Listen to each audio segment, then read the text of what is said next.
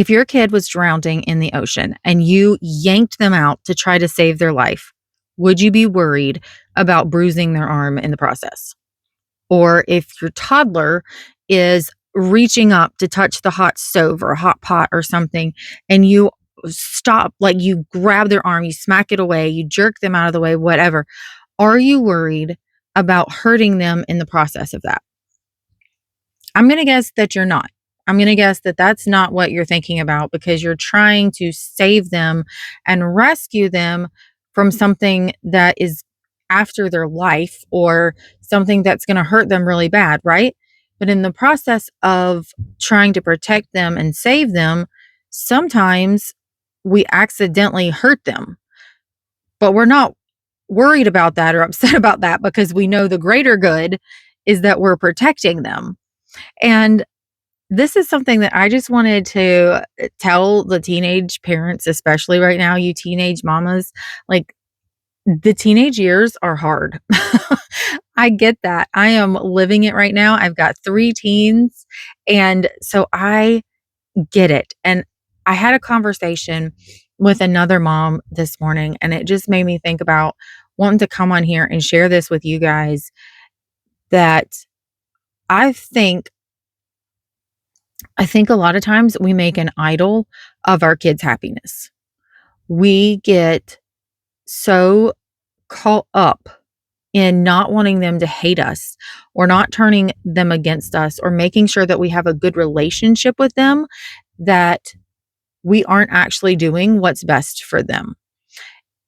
And we don't want to make them upset. When we set boundaries, when we put rules, when we discipline, we make them upset, right? And we don't want to do that. So sometimes we aren't doing the very things that we know we need to be doing because it's for their best. If you look at Psalms 34, verse 4, it says, I sought the Lord and he answered me and rescued me from all my fears. That word rescued, in the Hebrew, the word that is in the Hebrew that's used means to snatch away, a forceful drawing out from danger or possession.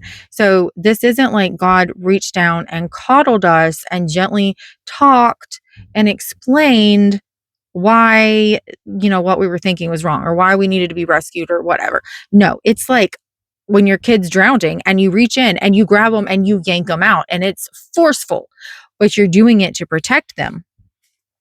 And if we look over at Ezekiel 37, verse 4, hold on, 37, verse 7, sorry, Ezekiel 37, verse 7, he says, So I prophesied as I had been commanded. While I was prophesying, there was a noise, a rattling sound, and the bones came together, bone to bone. Okay, rattling. That word that is used in the Hebrew actually means sudden, violent, shaking, or rattling.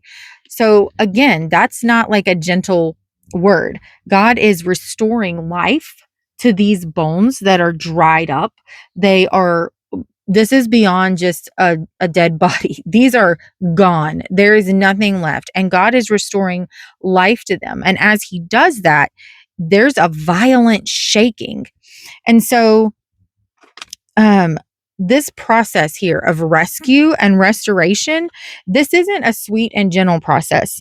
It's sudden, it's painful, it's scary, it can be temporarily damaging, and it can shake us. It probably doesn't really feel good or leave us comfy, but it results in rescue and life, right? And that's what we have to remember as we're parenting teens, that to them, what we're doing, rescuing them, restoring whatever we're doing, that doesn't feel good to them in the moment, but it is for protection. It is for life that we are doing this.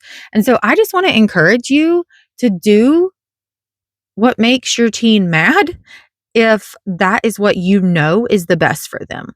Because we don't need to be worried about their happiness. Like, their happiness, the Bible never says that as parents we're to try to make our kids happy. And I have learned that it is very, very easy as a parent to make our kids unhappy. that just seems to come natural. But making them happy, is a lot of pressure, a lot of work, and God doesn't want us to carry that their happiness doesn't lead them to growth. Their happiness doesn't protect their life. Their happiness doesn't lead them to Jesus.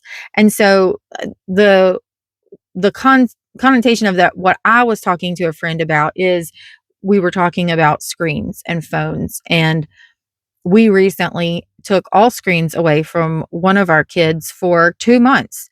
Uh, my husband very clearly heard the Lord say to him, take their phone, take their watch, take their keys.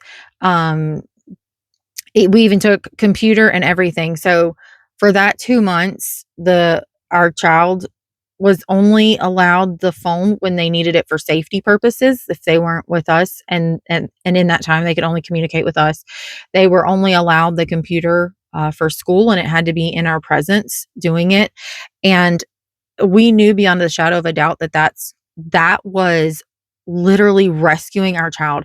What we were doing felt so bad to them, but we forcibly had to reach down and draw them out.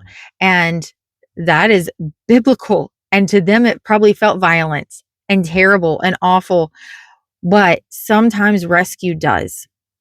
And so don't be afraid to do the things that make your kids really unhappy. And don't be afraid to do what feels violent and shaking to them, because you're rescuing them and because you have a greater picture in mind. We are not supposed to keep our kids happy. That's nowhere in the Bible. That's not the gospel. We're supposed to raise our kids to know Jesus. And sometimes that means that we have to save them from their own choices and their own decisions. You've got this.